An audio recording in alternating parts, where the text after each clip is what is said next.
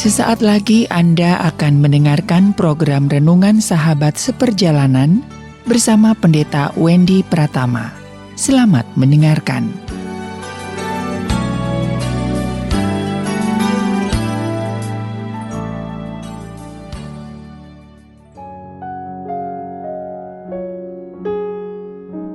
Selamat berjumpa kembali di dalam layanan audio Sahabat Seperjalanan. Hari ini adalah hari Kamis 28 April 2022. Tema renungan saat teduh kita dengan judul Siapa Pahlawan Hidupmu? Siapa pahlawan hidupmu? Firman Tuhan terambil dalam Sefanya pasal 3 ayat yang ke-17. Tuhan Allahmu ada di antaramu sebagai pahlawan yang memberi kemenangan. Ia bergirang karena engkau dengan sukacita. Ia memperbaharui engkau dengan kasih-Nya. Ia bersorak-sorak karena engkau dengan sorak-sorai. Mari kita berdoa. Bapa yang di dalam sorga, di tengah-tengah kehidupan manusia di dalam dunia yang penuh dengan pengkhianatan, ketidaksetiaan, bermuka dua, menusuk dari belakang, kami memiliki pribadi, yaitu pahlawan yang sesungguhnya Engkau sendiri di dalam pribadi Tuhan Yesus Kristus. Di dalam nama Tuhan Yesus kami berdoa. Amin. Shalom sahabat seperjalanan yang dikasihi Tuhan. Di tengah-tengah kehidupan manusia yang penuh dengan sikap egois mementingkan diri sendiri, apakah masih ada yang disebut dengan pahlawan yang memikirkan mementingkan orang lain, mungkin mementingkan dirimu, sampai segala sesuatu apapun yang ada pada dirinya itu diberikan, dipersembahkan, bahkan nyawamu pun diberikan juga kepadamu. Sahabat seperjalanan, masih adakah pribadi yang seperti demikian? Lalu kalau orang menjadi pahlawan, apa keuntungannya? Yang ada adalah tidak ada keuntungan buat pribadinya sama sekali. Yang ada adalah seluruh kerugian, seluruh kehilangan, seluruh sakit penyakit, seluruh ancaman, seluruh hal-hal yang buruk bisa terjadi dalam hidupnya. Sehingga kalau boleh dikatakan pahlawan adalah pribadi yang melewati berbagai macam yang paling bahaya dalam hidup, dalam rangka agar kita tidak melewati bahaya tersebut. Itulah yang disebut dengan pahlawan. Dan gambaran pahlawan di sini disebut adalah Allah sendiri.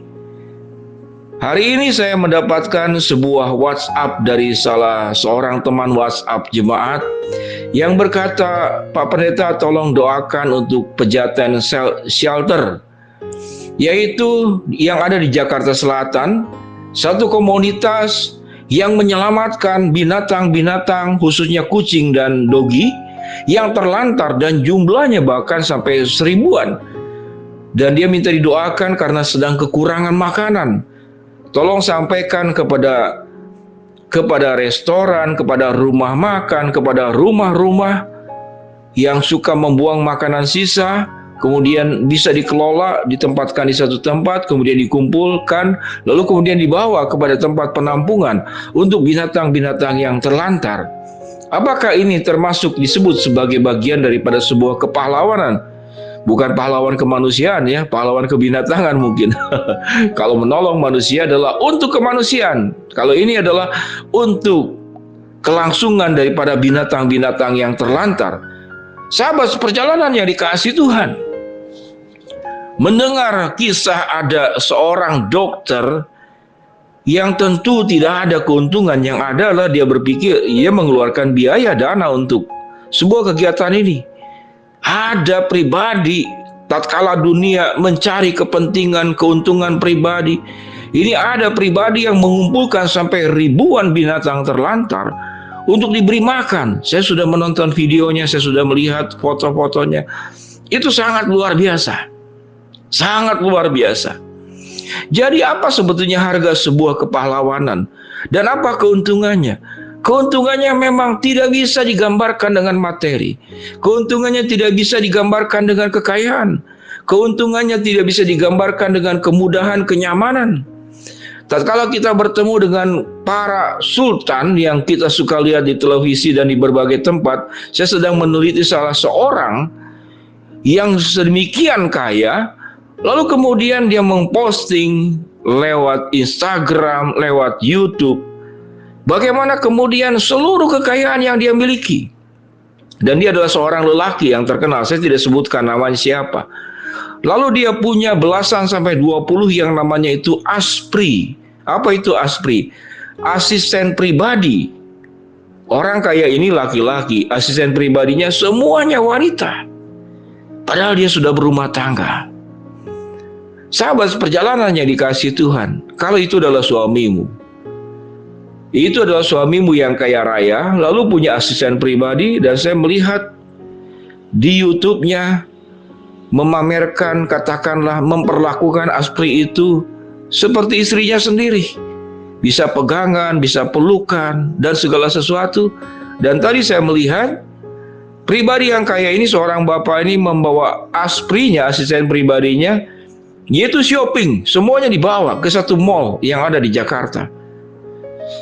Sahabat seperjalanan, tatkala seseorang mencapai sebuah puncak kejayaan, maka yang dipikirkannya adalah bagaimana bisa menikmati perjuangan panjang puluhan tahun untuk mencapai sebuah tingkatan status sosial tertentu di dalam hal ketenaran, popularitas, dan kekayaan.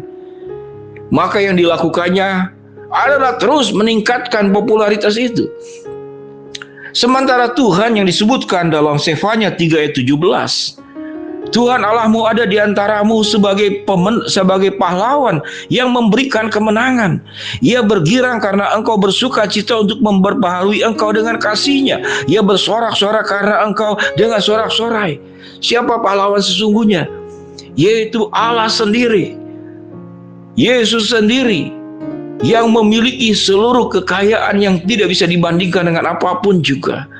Yang sudah ada di dalam tahta puncak yang paling tinggi, paling mulia, paling agung. Apa itu sifat pahlawan? Bukan mencari kemudahan, popularitas, kesenangan, fasilitas, dan segala sesuatunya, tapi turun kepada hal tempat yang paling bawah, paling hina, paling buruk, paling jijik, paling berdosa. Dan itu dilakukan oleh Yesus. Jadi siapa pahlawan yang sesungguhnya?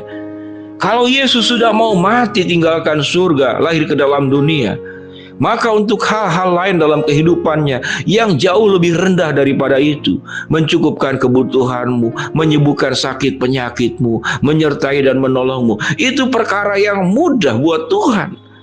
Karena mengapa? Karena hal yang paling sulit, yang paling berbahaya, yang berakhir dengan kematian di atas kayu salib, Tuhan sudah menempuhnya. Yesus sudah melewatinya. Untuk siapa? Untuk dirimu.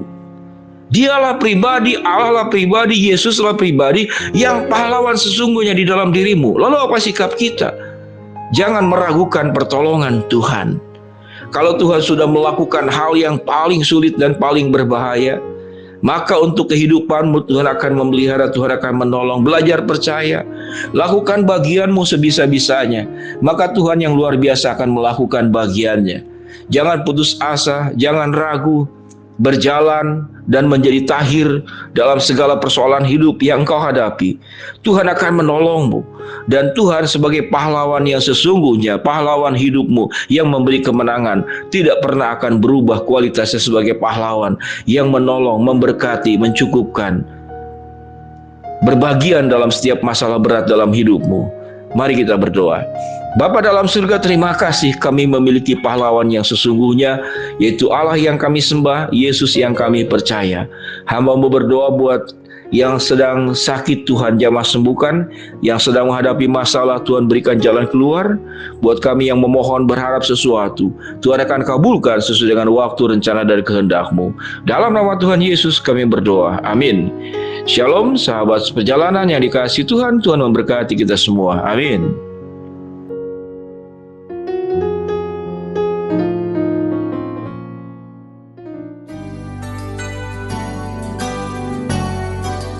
Anda baru saja mendengarkan program Renungan Sahabat Seperjalanan bersama Pendeta Wendy Pratama. Terima kasih atas perhatian Anda. Tuhan Yesus memberkati.